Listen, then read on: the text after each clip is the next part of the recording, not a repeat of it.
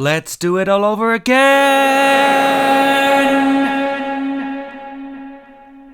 Okay, I'll stop with the cheesy editing, I promise. This is a refilming of a video that I've already recorded, and I still have the original footage for, but when I reviewed it, I noticed that I had a tiny piece of fluff in my goatee, beard, whatever this is, and it was really, really fucking distracting, and I felt like the video went really well, but when I tried to look back at the footage, all I could see was this fucking piece of fluff just sitting there, goading me.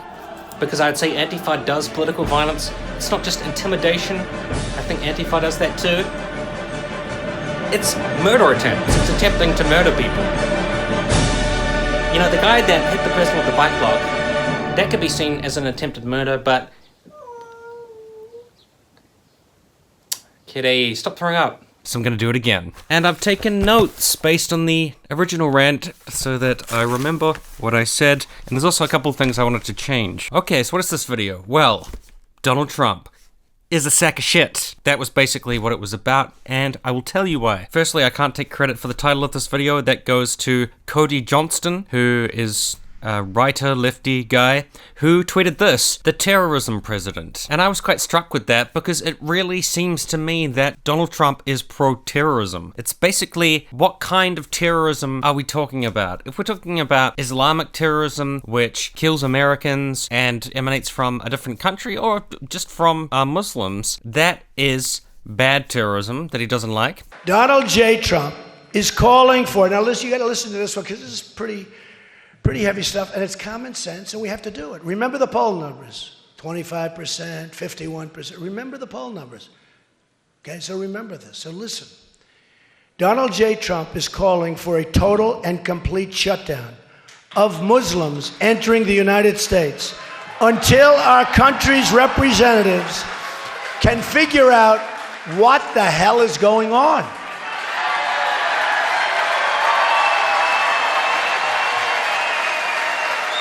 We have no choice. We have no choice.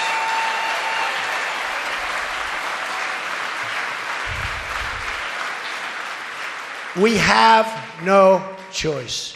If it's white supremacists and his followers who do terrorism, it's not so bad. It's not such a big deal. With one unified voice, we condemn the historic evil of anti-Semitism and every other form of evil. And unfortunately, evil comes in many forms. And we come together as one American people. We have gotten tremendous numbers of Republicans are going out to vote. Now, we did have two maniacs stop a momentum that was incredible, because for 7 days, nobody talked about the elections. It stopped a tremendous momentum. More importantly, we have to take care of our people, and we don't care about momentum when it comes to a disgrace like just happened to our country. But it did nevertheless stop a certain momentum, and now the momentum is picking up. You're a fucking idiot. This needs to stop now. And if it's people like the Saudis and the Saudi royal family, who he has big arms deals with, then, you know, it's in question. I will, in this case, make certain recommendations. We have $450 billion worth of things ordered from a very rich country, Saudi Arabia. 600,000 jobs, maybe more than that. And it would be very hurtful to this country if we said, oh, we're not going to sell it to you. So there are other things we can do, but I would certainly make that recommendation to Congress. But I will very much listen to what Congress has to say. His reaction to recent events has really shown to me that he is a pro-terrorism guy. He doesn't have a problem with it, and he doesn't mind causing it further. So what's the context for all of this? Well, Charlottesville occurred where white supremacists, white nationalists, basically just Nazis, but you say white nationalists to be nice, I suppose. Nazi guys marched in Charlottesville. You will not replace us! You will not replace us! You will not replace us!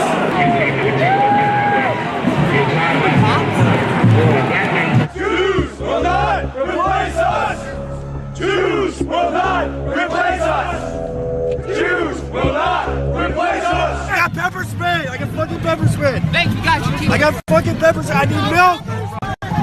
I need milk. I need milk. I need milk. I got pepper spray. What the fuck? What the fuck? I need milk. I need milk. I need milk right now. Help! Milk right now, please.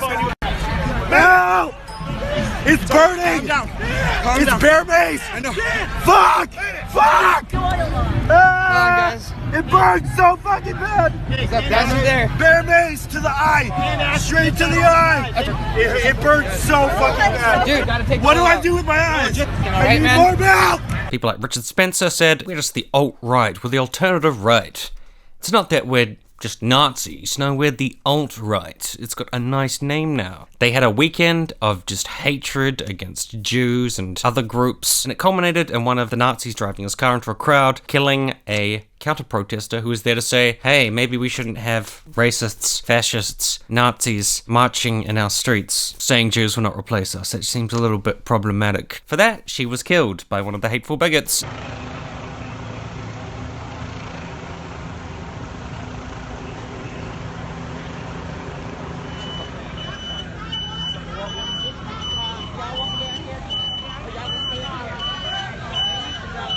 Trump came out and said, I've condemned neo-Nazis. I've condemned many different groups, but not all of those people were neo-Nazis, believe me. Not all of those people were white supremacists. Well, I think the driver of the car is a disgrace to himself, his family, and this country. And that is, you can call it terrorism, you can call it murder, you can call it whatever you want. I would just call it as the fastest one to come up with a good verdict. That's what I'd call it. Because there is a question. Is it murder? Is it terrorism? And then you get into legal semantics. The driver of the car is a murderer. And what he did was a horrible, horrible, inexcusable thing. Excuse me. What about the alt-left that came charging at the, as you say, the alt-right? Do they have any semblance of guilt? This is Senator McCain's statement. Let me ask you this. What about the fact they came charging with clubs in their hands, swinging clubs? Do they have any problem? I think they do. So, as far as I'm concerned, that was a horrible, horrible day. Wait a minute. I'm not finished. I'm not finished, fake news. You had a group on one side that was bad, and you had a group on the other side that was also very violent. And nobody wants to say that, but I'll say it right now. And what I'm saying is this. You had a group on one side and you had a group on the other, and they came at each other with clubs, and it was vicious, and it was horrible, and it was a horrible thing to watch. But there is another side. There was a group on this side, you can call them the left, or you've just called them the left, that came violently attacking the other group. So you can say what you want, but that's the way it is. But you also had people that were very fine people on both sides. he received a lot of pushback for that. What do you mean there's good people on both sides? There are the white supremacists, Nazi people, that's one side. Then there are people who were counter-protesting. Heather Heyer, who was killed, she was one of the good people on one of the sides, I'm assuming. I mean, he didn't specify who the good people were, but the woman who was murdered, I'm sure she was a good person. And then there was the guy who ran her down with a car. Was he one of the good white supremacists or one of the bad ones? Are the white supremacists who don't run people down with cars, but chant Jews will not replace us, blood and soil, do Nazi salutes, and preach intolerance, and want white ethno-states, are they the good ones? Who's the good ones? And the media and everybody leapt all over him for that, saying, how the fuck can you create equivalencies between these people? There's bad people on this side and there's bad people on this side, which you can say about basically any situation that's ever occurred. The false equivalency and or deflection to something else is an age-old tactic when you just don't want to acknowledge that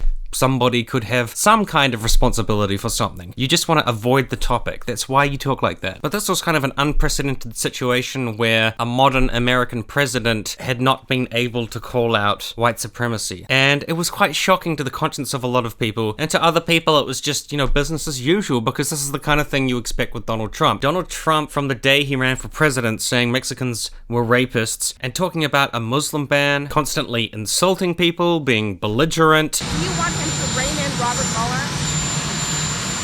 What a stupid question that is.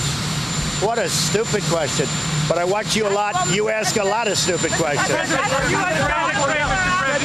Demonizing his enemies, calling them ridiculous names, talking about his penis and saying that it was a good size, talking about his deals, he makes the best deals, saying, wrong, you're the puppet, and acting like a schoolyard bully and crybaby and cry-bully. That's exactly what propelled him to power, because people like seeing that kind of fragile vindictiveness because it's kind of entertaining and they enjoy it and it's not polished. But it still seemed shocking and it still seemed like a new level that he couldn't even call out Nazis or what have you. But to me, it's a natural progression. It's not a surprise. That's why Trump has been successful, because he's such a piece of shit. And there's a lot of people who are massive pieces of shit. So they like that. They like him being a piece of shit. And when I say he's a big piece of shit and he's appealing to people who are massive pieces of shit, that just makes them think, aha, you're calling me a piece of shit? Well, now I'm going to be even more of a big piece of shit just to show you. That's what it's all sort of based on. It's just sort of based on resentment. Like the left calls us pieces of shit. Well, we'll show them and then we'll send pipe bombs. And that will show them. You can see the contrast in how he deals with terrorism and how he deals with political violence. When you look at how he keeps going on about this person, Kate Steinle, who was shot by an immigrant/illegal immigrant, whatever, in San Francisco. Help me, Dad.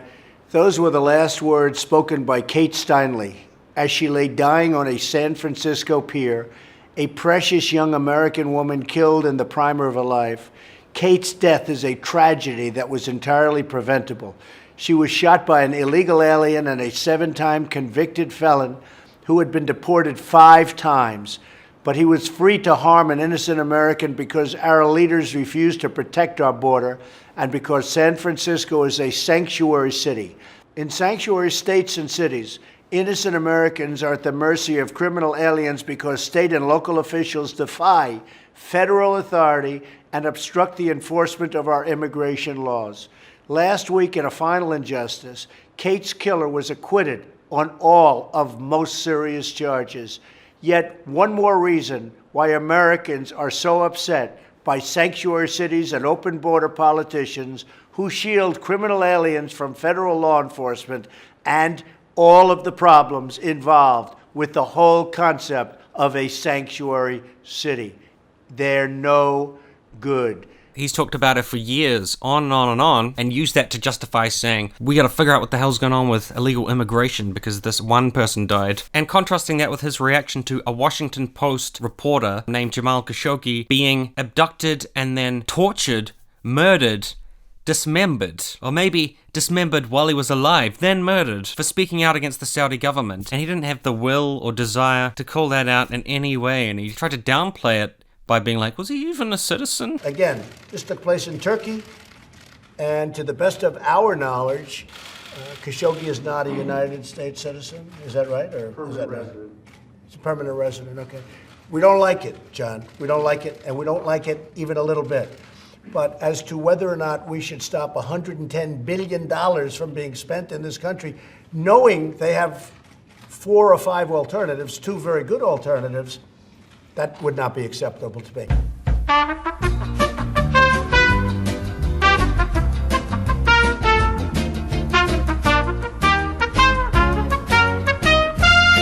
And Jamal Khashoggi was a Washington Post contributor, an American newspaper, a columnist for them, and he's basically like, I'm not going to do anything about that. I don't care about that. Who gives a shit? Somebody who's dismembered by people I've got an awesome business deal with, and who I sell weapons to. Contrast those two things. A random person who it's very sad that she was killed in San Francisco versus a prominent columnist for a newspaper tortured and dismembered by the Saudi government. Whatever. Just do whatever the fuck you want to reporters. Do whatever you want to people. I don't care. I have no spine. I don't care about political violence. I only care about what's politically expedient. So that's the kind of person he is. A spineless fucking coward. It's quite disgusting to see. Aha, you think it's disgusting?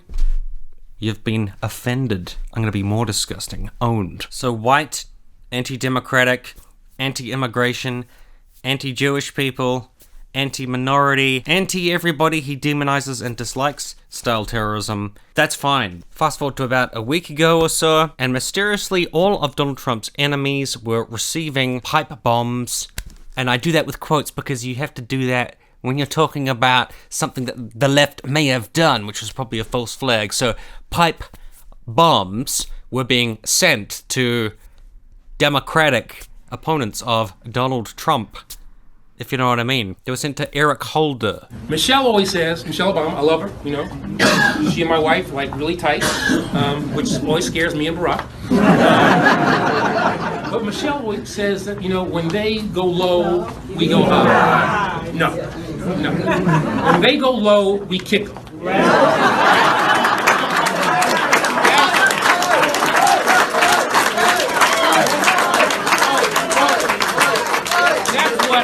That's what this new Democratic Party is about.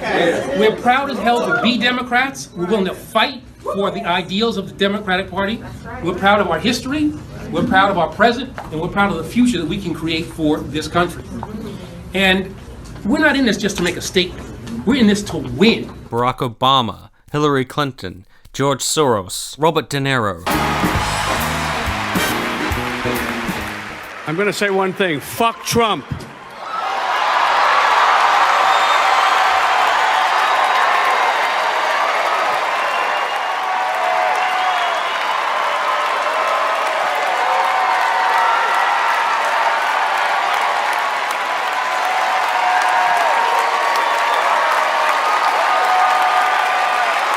It's no longer down with Trump, it's fuck Trump.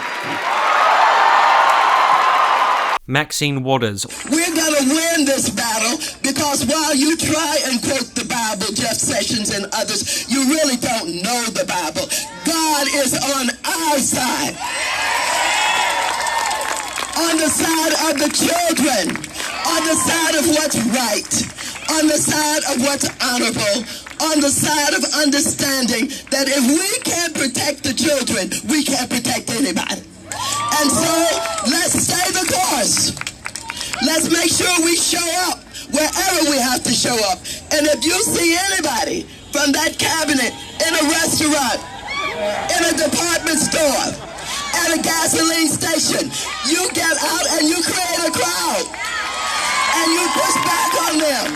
And you tell them they're not welcome anymore, anywhere. All of these different people who Trump has consistently demonized in his speeches, particularly with people like Maxine Waters, who he calls low IQ. And Maxine Waters, a very low IQ individual. You ever see her? You ever see her? We will impeach him. We will impeach the president. But he hasn't done anything wrong. It doesn't matter. We will impeach him. She's a low IQ individual. You can't help it. She really is. We will impeach him. Maxine Waters is leading the charge. Maxine. She's a real beauty. Maxine. A seriously low IQ person. Seriously.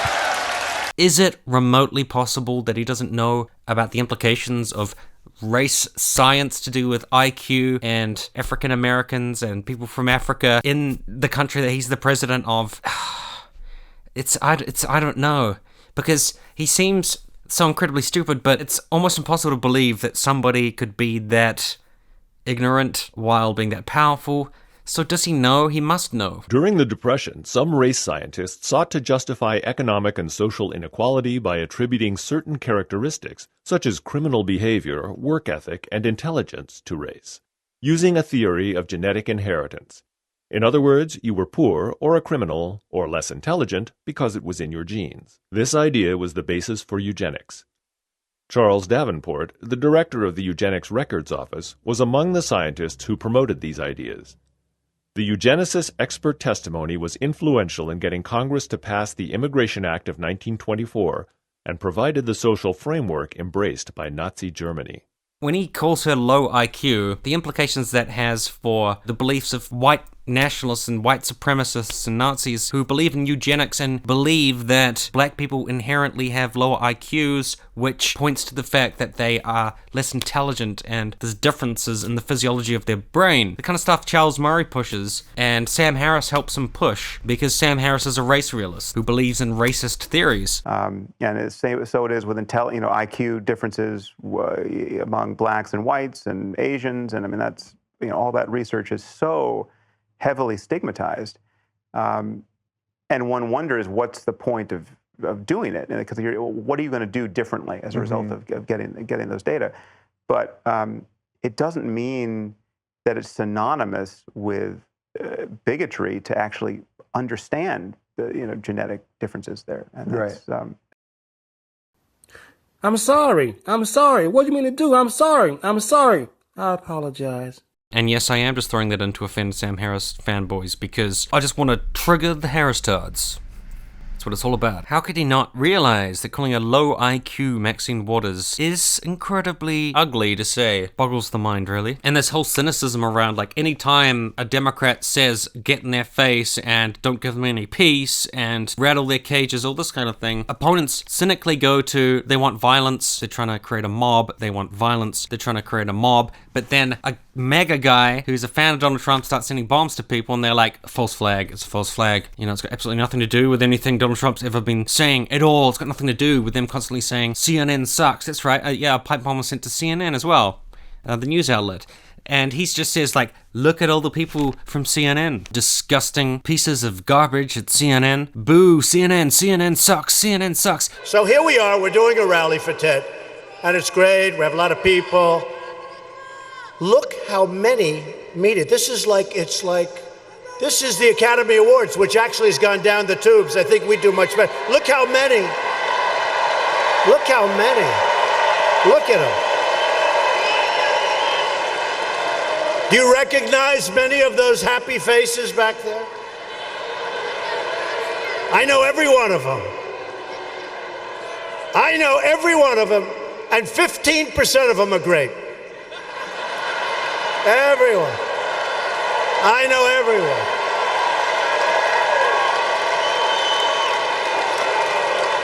But if you want the fake news to finally investigate Hillary Clinton, we'll just have...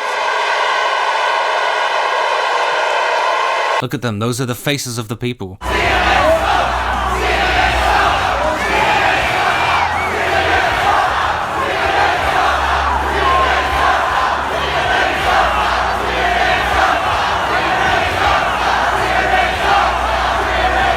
Hillary Clinton saying we don't need civility, which is something I absolutely agree with. You cannot be civil with a political party that wants to destroy what you stand for, what you care about. That's why I believe if we are fortunate enough to win back the House and/or the Senate, that's when civility can start again. But until then, the only thing that the Republicans seem to recognize and respect is strength. I'm not being civil right now. I'm saying a lot of you MAGA folks are absolute pieces of shit. A lot of you are racist and homophobic and all that kind of stuff. It's absolutely not civil, but I would never say go out and do violence. And if anybody goes out and tries to commit violence in my name, they've got it completely goddamn wrong. And I'm going to come out and say, for fuck's sake, I was not saying go do violence against anybody. That is, how dare you? That is completely against everything I stand for. But Donald Trump doesn't do that. He doesn't care. He doesn't mention any responsibility his rhetoric may have had for anything. Nobody can show any link between anything a Democrat has said and anything that their supporters have done. A supporter of Bernie Sanders shot up Republican Congressperson Steve Scalise. An all-out gun battle as Capitol Hill police and Alexandria officers engaged a lone gunman, 66-year-old James Hutchinson, targeting Republican members of Congress who were practicing for a charity baseball game. We need medics. We got a suspect right by the baseball field in front of the YMCA. There's also a victim down in the baseball field. Among the first to be hit, Republican whip Steve Scalise. We didn't blame Bernie Sanders for Steve Scalise, so you can't blame Trump for anything that's been going on with the pipe bombs. But what has Bernie Sanders ever said about Steve Scalise in particular that would make somebody want to try to shoot them? Has he led chants about disgusting bad Steve Scalise? Does he have nicknames for Steve Scalise like Sleazy Steve? Sleazy Steve is a monster. He is the worst. And everyone's like, Sleazy Steve, or whatever. And they just go absolutely berserk at a hate rally led by Bernie Sanders. I don't know if I can do a Bernie Sanders impression. Sleazy Steve is a disgusting wreck of a human being. A terrible man. He's destroying your lives. Sleazy Steve is trying to kill you all. And that's pretty much what Trump says about the Democrats, you know. They want to bring in as many illegal immigrants as they can. They want to bring in invaders. They want to get you. They want to destroy you. That's what the Democrats want to do.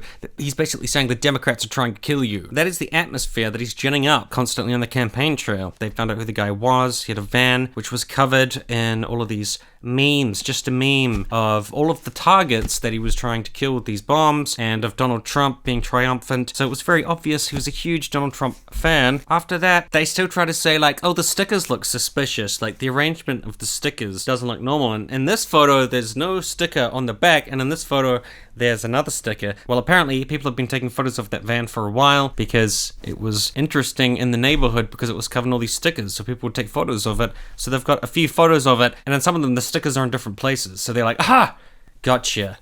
It was made up by aliens that there were stickers on it. Then they try to say, oh, he's actually a Democrat, and if he's a Nazi, that means he's on the left because they're called the National Socialists, and socialism's on the left, so Nazis are on the left. So, ergo, ipso facto, this massive fan of Donald Trump was a left-winger trying to kill George Soros, who is on the right? Okay, I got lost. But anyways, it's a tipsy-turvy world with no gravity and cats sleeping with dogs. Nothing makes sense anymore. It's raining men. Let's go home now. Nothing to see here. After feeding all the false flag shit and saying maybe I could ramp up the rhetoric and be even more of an asshole. Well, I think I've been toned down. You want to know the truth. I could really tone it up because, as you know, the media has been extremely unfair to me and to the Republican Party. Then 11 people get shot in Pittsburgh. He said all Jews must die. As the investigations move forward, one of the things that we know prosecutors are going to be looking very closely at is this man's social media presence, particularly on a website called gab.com, which marks itself as a place where it's sort of unfiltered. You can say whatever you like, and so then certain types of people tend to gravitate there, according to the critics, who are perhaps ones with extremist views that post violent imagery and language on there. I wanted to add a bit, and there wouldn't be any continuity because I'd be filming it at a completely different time, so I just thought I would throw it all completely to the wind and just not bother with any continuity whatsoever. So here I am, outside by a fence. How funny. I just wanted to add that a few people's reaction to this mass shooting was to focus solely on the social media platform Gab. Gab advertised itself as an alternative to Twitter and Facebook and as a free speech platform, but it essentially just became a place where neo-Nazis, white supremacists, fascists, Nazis, hard right-wingers, authoritarians, etc. could meet together and talk about how much they hate the Jews and how they hate people and hate everybody and just want a right-wing dystopia hellhole on Earth. The shooter had an account on Gab which was just a whole bunch of anti-Semitism, and GoDaddy, which hosted Gab, decided to shut them down. PayPal decided to cut them off so that they couldn't raise funds through PayPal, and other companies worked together to basically say, fuck you, Gab, after this shooting. Might be a surprise to some people, but I think there is a conversation to be had about free speech, and to be had about the power of these hosting services to decide whether a website can keep going or not. And I'm open to arguments that, okay, maybe it's unfair for them to shut down Gab or blame Gab for this, you know. Gab is hosting these people because they say that they're a free speech platform or what have you, but it's not their fault that based on just that ideology of theirs to do with free speech, that it gets populated with anti-Semites and Nazis, and it's not their fault if people use that to organize violence and doing horrible things, because the people who run it are not responsible for that. That's on the users. Now, I wouldn't really agree with that argument, because I think maybe people have a responsibility to prevent violence emanating from their platforms. You know, just in an ethical sense, they could be complicit in things occurring if they see these things happening on their website and don't do anything about it. And there's people on Gab who were celebrating the shooting, but I can understand that discussion happening. Here's the phone. Do you want to say hi to the phone? No. Look, kitty, look. but I do think there is a problem with people's priorities if the thing that they will make a video about or talk about or obsess about is what happened to Gab. The thing they're really concerned about is what about this platform that hosts all of these disgusting people being extremely anti-Semitic. But there's not much of a peep from those people about 11 Jewish people being gunned down in a synagogue. That doesn't really seem to blip on their radar so much as, oh my god, 11 people got gunned down in a synagogue, now I'm worried about free speech. Whereas I feel like the human response is, oh my god, 11 people got gunned down in a synagogue. That really should be the focus here, not the douchebag that runs Gab and the bunch of fuckwits who post on that shithole. Yeah, I know, everyone's really concerned about anti-Semites not having their platforms, but isn't it at least a little bit concerning that 11 people just got gunned down by an anti-Semite? I'm not sure. Maybe my priorities are just completely off, totally out of whack. So it's just dumb that that is the thing that people are most concerned about, because to me it's like, holy shit, anti-Semitism is scary. And there's also a stupid thing that I just saw. These guys made a video about Don Lemon on CNN saying white people are the biggest terrorist threat in America. Man, give Don Lemon another chance, man. He can't go too much lower. All right, man. So we have to stop demonizing people, and I'm all about not demonizing people because of their race, man. That's some good advice there, Don. And realize the biggest terror threat in this country is white men, most of them radicalized to the right. I thought you just said you wasn't gonna demonize anybody. I could have swore you said that. Look here, man, what are you basing your facts on? Thin air? Because according to FBI statistics, I'm gonna fill you in on FBI stats. I know what he's doing, man. What? He's taking a couple of isolated incidents where white racist men committed horrific crimes against people of color. Well, let me give you some FBI stats. They've been keeping track of this for years. Hey, man, you can't do that. Why? You know these damn liberals don't care about facts. Don't give a damn. I'm gonna fill y'all in. No, man, they gonna say you mentally ill. They gonna do you like they did Kanye, man. I don't care. They gonna be calling you a token Negro. I don't care. Uncle Tom. Don't care. Foolish. Don't give a damn. All right, man. All right, FBI statistics. Sit down. You might want to sit down for this. 6% of this country is covered in white people. Beautiful white people, right? And 13% of the population is us people, black people. Beautiful black people. Now, you would think because there's a whole lot more white people here, they're out here doing all the murder, all the robberies, all the slashes, all the rapes, all the choking. That wasn't even responding to the claim that Don Lemon made, which was white people are the biggest terrorist threat. And that is a fact. That is true, because if you look at all the statistics about terrorism, I mean, depending on how you define terrorism, but, you know, politically motivated violence, white people do the most in America. It wasn't about general crime statistics. And there's a wider discussion to be had about why crime statistics about black people like that exist, and also how they function in society. Like, white people are more likely to be killed by white people. Black people are more likely to be killed by black people. I know that black people are actually more likely in the statistics to kill white people than white people are to kill black people, but that is still a different metric and a different wrinkle to it to look at than just black people are insanely more criminal, which is what the right likes to go with. So in some of their defenses and things that conservatives will say, aha, wow, look at this, totally owned you with that, they won't even make arguments that address the original claim. They just automatically deflect to something else. Yeah, white people are the most likely to commit terrorism in America. That's just a fact. It's around that there's quite a bit of concern, because reportedly Bowers' account on Gab.com repeatedly demonstrated anti-Semitic sentiments, including blaming the Jewish community for bringing migrants across the border into the United States. He described them as invaders into their country, and he said that he didn't vote for President Trump because Trump had too many Jews surrounding him. And Trump does the exact same thing. Anti-Semitism is bad. We shouldn't have anti-Semitism. I don't like it.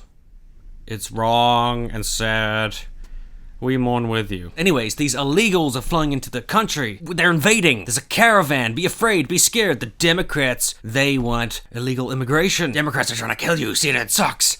Lock Hillary up. Lock her up. Who cares about justice? Just lock her up. She's a demon. She's evil. She's trying to eat your flesh. Lock her up. Be afraid. The Trump rallies really do seem just like hate rallies. Just unbridled demagoguery. They have a very sort of strongman fascism vibe to them, of just a huge bunch of cultists basically enthralled by everything this man has to say. And it's all like negative. It's all just hate against other people, demonization, dehumanization. I don't know if it is at this point just all about triggering the libs. I don't know if it is all about memes. He's locking kids into cages, and he won't call out reporters being tortured and hacked to death and dismembered. Like, this is getting rather dire at this point. I've come to the belief that, and this is, something that he's been doing for a long time, so it's not just a recent phenomenon, that Trump is aware that he can just saturate the media with bullshit, and his bullshit is just so fucking rank and thick and fast. The media can't really debunk it the way it needs to be debunked because there's just too much of it, and it appeals enough to really low-educated, low-information, selfish, stubborn assholes in America, of which there appears to just be so fucking many. Like, it's just so many narcissists and egoists that relentless torrent of shit is just going to swamp up around enough people that he's gonna continue getting support, especially from that base who he has conditioned to never be able to go against him in any way whatsoever. And then he's coupled that with the fake news thing, so that any criticism of him is fake news. Like me criticizing him right now and having this video, they have memes to just block out anything somebody has to say. And the latest one has been, you're an NPC. NPC just says, the orange man is bad, don't like Trump, Trump is bad, resist, women's march, feminism is good. I don't know, whatever shit that they think that people that disagree with them say or believe, just that stuff, and they just put it on you and just say you're an NPC. It's just fake news again. It's exactly the same as fake news. Any point that you have that, maybe a guy should be able to call out or do something about a reporter being tortured and dismembered, who wrote for a newspaper in your country and who's living in your country, anybody who has any criticism like that, just NPC, so fake news. It's the same fucking thing. That is Trump's tactic, and it works for him, because all he had to do in the primaries was bluster his way through it by just smacking everybody with as much shit as he possibly could, and nobody could do anything about it because it's overwhelming. This kind of ideologue, the more airtime they get, the more damage they can do. So long as he can get as much airtime as he can, I don't think anything's settled, and I don't think any atrocious behavior or thing that he says is gonna be the breaking point for him. He's already done so many atrocious things, said so many horrible things, and behaved in such horrible ways that it's fairly obvious that him behaving horrible is not going to ruin him. Outside of the far-fetched belief that FBI investigation could bring him down, and I'm very skeptical of that, the only way to defeat him will be through total, overwhelming political force against him. And I'm talking about overwhelming numbers of voters coming in and saying, fuck you, just fuck off forever. And I hope that would be the case, that there would be an overwhelming tsunami of people voting against him. But America has proven time and again that it makes the wrong choices and will continue to make the wrong choices. So why would you believe that just for no particular reason in, say, 2020, everything's gonna turn around? That everyone will wake up and say, my god, this Trump guy really is the worst. We've got to do everything we can to make sure that he gets nowhere near power again, and that he just becomes a national joke. Why would that happen? George W. Bush, who started the Iraq War and was a war criminal, and was just absolutely atrocious president. I remember, the Bush years, what an absolute fucking joke he was. People look at him with respect now, despite the shit he did. And that just makes you lose all hope that there's ever accountability for people with power like this. Just like the Saudi royals can dismember a guy, it's fine. But why does Trump do it? Because it works. And he doesn't care about how deplorable his followers are.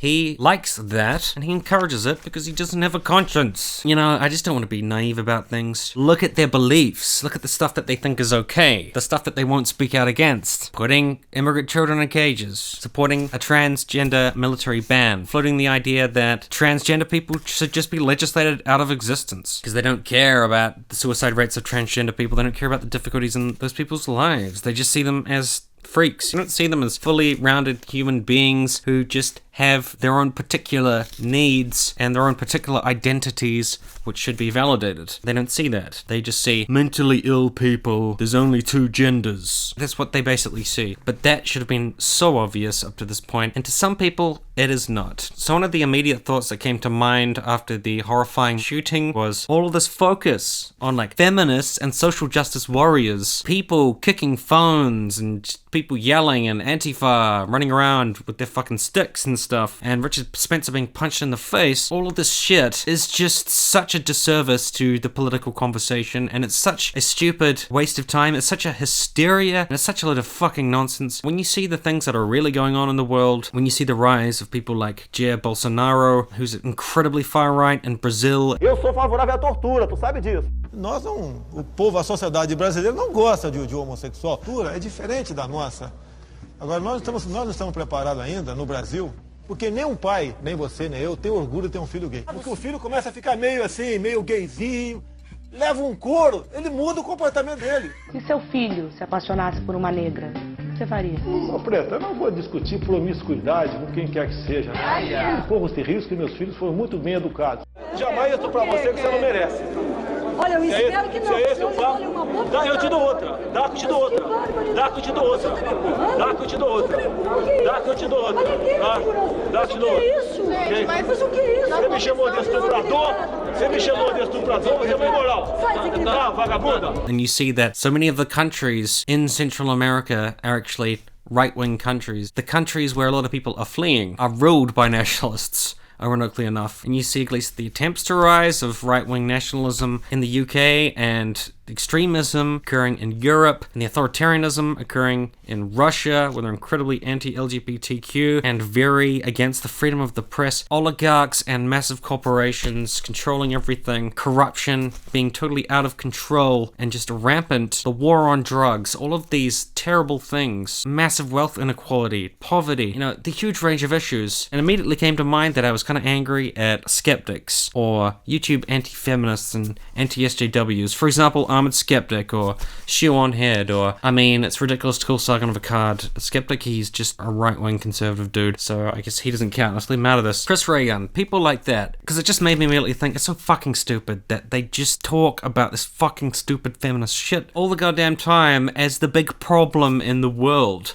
when it's not. There's so much more going on in the world than just, you know, Ghostbusters is dumb, or some BuzzFeed feminist wrote an article about how men are stupid, or some dickhead on Twitter said something mean about white people, or I don't even know what the fuck kind of stuff. Just that shit that they always go on about. And it makes me angry that that is what so much of the people online on YouTube sort of have become indoctrinated into. On one hand, you could vote for Donald Trump, and you could have the border wall, and you could have like some policies that don't seem that good and I don't like. On the other side, on the left, you'd have Hillary Clinton, and she wants to start World War III. There's that thing going on with Pizzagate, and she's also could be pro-Benghazi. Sure, it's distasteful that someone voted for Trump, but that doesn't mean they support the Mexican wall, the Muslim ban, trickle-down economics, or grabbing them by the pussy. Just like you don't know that somebody who supported Hillary supports a war with Russia, or mass email purges, or Benghazi, or the DNC rigging the Democratic presidential nomination. I mean, the entire 2016 election was a complete shit show. No matter who you voted for, you're the bad guy. And she could have killed Vince Foster in the 90s. Like, this trail of bodies behind Hillary Clinton. So you could have the wall, or you could have Benghazi. People being this gullible with right-wing conspiracy theories. The thing that matters to me about Donald Trump is the humongous tax cut. That's going to exacerbate inequality to an outrageous degree. That's really quite dangerous, because in the long run, I think it's going to destabilize America, and it's really going to drive poverty into a new, unforeseen era. Whereas on the other side, on the left, you've got people talking about ways of trying to strengthen the social safety net and social programs and healthcare and have jobs programs, etc. A massive giveaway to the wealthy, and just a smaller giveaway to the wealthy with a focus on social programs. These are not the same thing. And Trump, you know, he dropped the mother of all bombs in the Middle East, and people are annoyed about that, but you should have seen that coming, that he would be belligerent overseas, because you shouldn't just listen to people's rhetoric at face value. You should be skeptical. Sean Head in particular received some criticism for saying, if this is true that Donald Trump wants to implement these anti-LGBTQ policies, this is a terrible thing. And a whole lot of people gave her shit for that. And some people believe that it showed that she was changing and she'd grown a little bit. But the reason that people were angry is because people saw this coming. We'll do everything in my power to protect our LGBTQ citizens from the violence and oppression of a hateful foreign ideology. Believe me.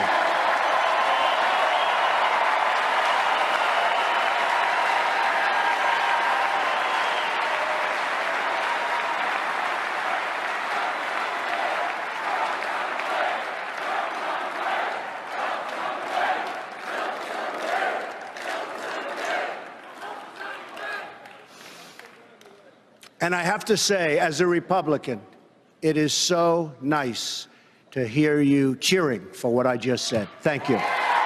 See? He's even proud of the change of heart Republicans have nowadays for the LGBT. From the very moment when he started running for president, it was very obvious that he was going to run a very intolerant campaign, which he did, and then Mike Pence, who's an evangelical, hardcore Christian, was his running mate, which he chose to appeal to the evangelical base, so he was totally in bed with people who hate homosexuals, who hate trans people, who don't want gay marriage, who don't want rights for any LGBTQ people. People tried to warn Sean Head or tell Sean Head, look, you're wrong about this. This is a very concerning administration, and her reaction was, just chill out, guys. Take it easy. Just relax. I'm not going to pay any fucking attention to your very real concerns, which are grounded in information which Donald Trump has presented about himself throughout the campaign and over the years, being a very intolerant human being. I'm just going to ignore all of that and act like you're a bunch of fucking crying children who just have to chill out. No, you guys just relax. I think I know a little bit better than you, because he held an LGBT flag, and someone who's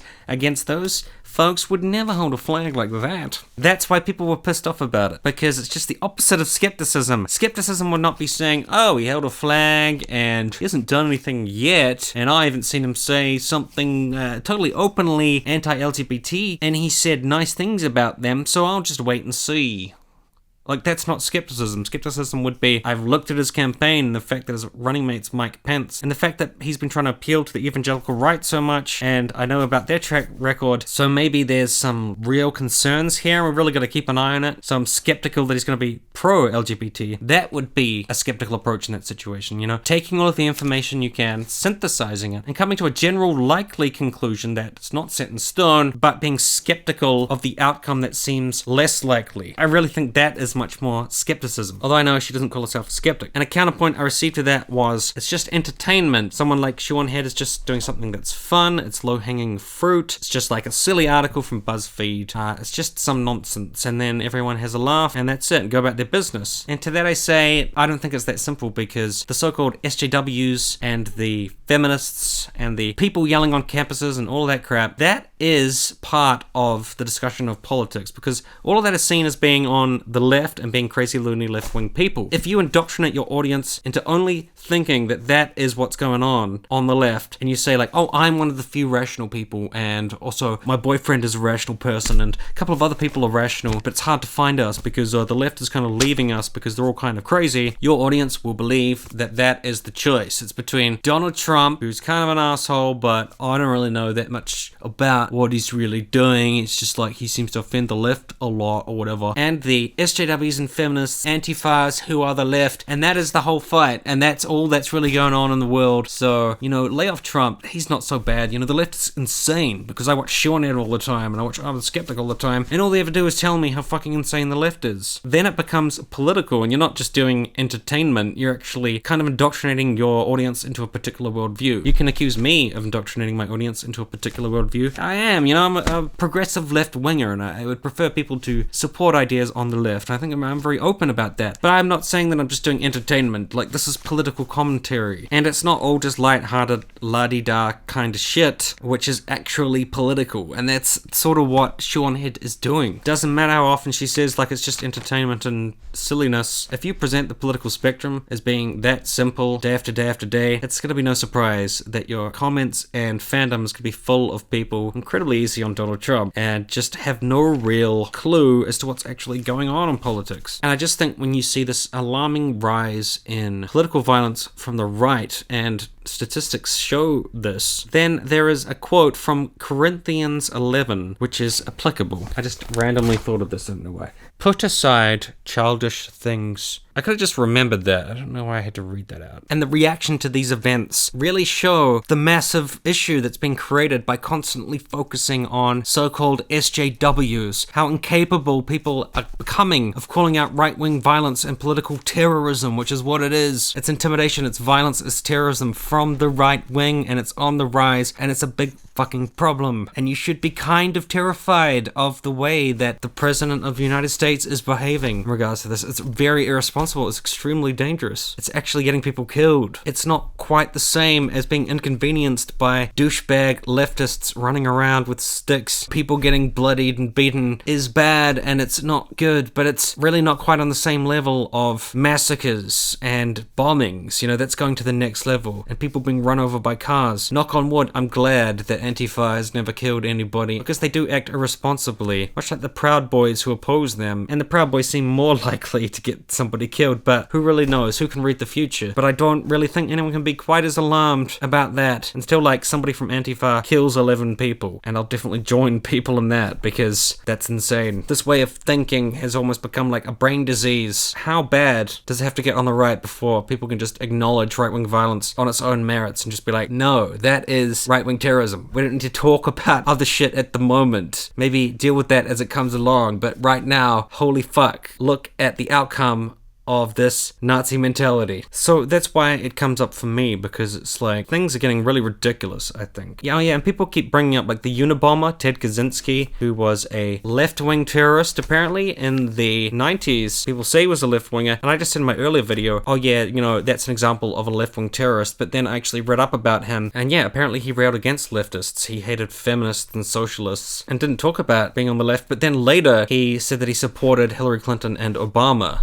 So I honestly don't know anymore. I originally was going to say, okay, look, I can just give you the Unabomber. That was obviously a left-wing guy. But apparently he was an anarcho-primitivist, and he just wanted to return to a state of nature, really. Thought that technology was corrupting people, kind of like a modern-day Luddite. Parts of Anders Breivik's manifesto, the right-wing terrorist who killed a fuck ton of people in Norway, took sections from Ted Kaczynski's manifesto and just replaced the words like leftist with cultural Marxist, etc. So he was admired by one of the most deadly right-wing terrorists of all time. So I don't know where to place him then. I can't just give you the Unabomber, I'm sorry. I guess he's more left than right if he supported Hillary and Obama. I guess he'd have to be. So where to from here? Well, I really just think we need to have a different mentality about how we approach things online. We should call out false equivalencies wherever we can, because false equivalency is the way that the right avoids ever saying that something bad that's emanated from their circles is on the right or should even be addressed in any way. It's just constant deflection to something else. That's just all it ever is. And as white supremacy gets more and more dangerous, and as neo-Nazis and fascists are on the rise, you can't stand for that shit anymore. So I think that just has to be called out as much as possible. Now obviously people just doing fluffy entertainment about video games or whatever will get annoyed about that, but I think the stakes are too high for too many people, and I've talked to too many people that I know who have too much stress about these sorts of situations to just say, okay, I guess everybody does bad things whenever anything comes from the right wing. We need to base everything on the strongest possible criticism that we can level while being fair, because we're just being truthful and accurate and factual about it without making it about people's identities or their ethnicity, or their sexuality, or their race, or any of these other issues. It shouldn't be about identity politics at all. It should be about, hey, what you're doing is harmful. What you're doing is not helping the political dialogue move forward in any way. It's just making people more ignorant and stupider and impacting their critical thinking skills, which is a massive boon to somebody like Donald Trump and his supporters. You're basically creating political apathy, and you're creating an environment where you can dumb down people into supporting people like Donald Trump and then take absolutely no responsibility for it because you're just doing some entertainment shit. When the stakes for so many people are high enough, you should be criticized for that. If you don't want anything to do with any of this, just don't fucking talk about this political shit. Just stay out of it. Just don't talk about it. Just talk about fucking playing a video game, and don't talk about any politics in that video game. Just do movie reviews. Don't ever talk about the politics of movies. Just review the movie. Just talk about the nice scenes. Talk about the actors. Talk about, oh, wonder if this person will get an Oscar this year or something, or I really like the art direction. Just go do that. Because if you're in politics and you're just using it to make people lose perspective of what the fuck is going on in the world, like, you're not helping anybody. You're not even helping yourself. So that's all. I'm sure there was a bunch of other stuff that I wanted to talk about in this video, but